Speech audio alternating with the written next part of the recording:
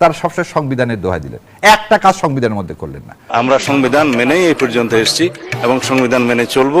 সামনের দিনগুলোতে আমরা সাংবিধানিকভাবে এই রাষ্ট্রকে এগিয়ে নিয়ে যাব। যখনই জুলাইয়ের কথা আসতেছে তখন সংবিধান, আর অন্যগুলোর ক্ষেত্রে কোনো সংবিধান নাই, এবং এই এক্সপ্লেনেশন কিন্তু সালাউদ্দিন সাহেব দিতে পারবেন না। ফ্যামিলি কার্ডের টাকা বাজেট অধিবেশনে পাশ না করে তিনি দিলেন কোত্থেকে, এটা দিতে পারবেন না, কারণ উনি তো দিচ্ছেন, এটা তো অর্থমন্ত্রীর দেওয়ার কথা, কিন্তু সব মন্ত্রণালয়ের বক্তব্য তো যেহেতু সালাউদ্দিন সাহেব দিচ্ছেন, সালাউদ্দিন সাহেব বলুক ফার্মার্স কার্ড করতে দিবে। এই খাল খননের টাকা তো বাজেটে নাই, এই বাজেটে অধিবেশন না আসা পর্যন্ত, এই টাকা না আসা পর্যন্ত এই প্রোগ্রামগুলো উনি নিচ্ছেন।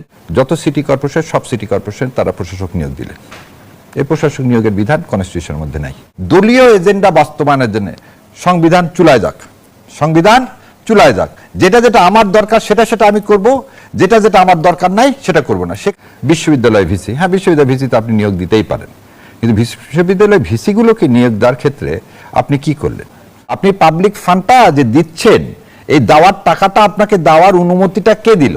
আপনি যে কাজটা করবেন সংসদে আলোচনা করেন, খালি রাজনৈতিক স্ট্যান্ডবাজি করার জন্য। এই যে কালকে হ্যাঁ ছবি তুলছে না, সবাই বলছে আরেক জিয়াউর রহমান, এটা শুনতে ভালো লাগবে, কিন্তু অর্থনীতিতে যদি এইটা কি না কন্ট্রিবিউট না করে, যেমন আপনি বললেন ফ্যামিলি কার্ড, ফার্মার্স কার্ড, এটার কথা বললেন, দেন এই কাজটা আগেও করা হয়েছিল এবং বিএনপির আমলে কিন্তু বহু কৃষক মারা গেছিল এই সারের আন্দোলনে।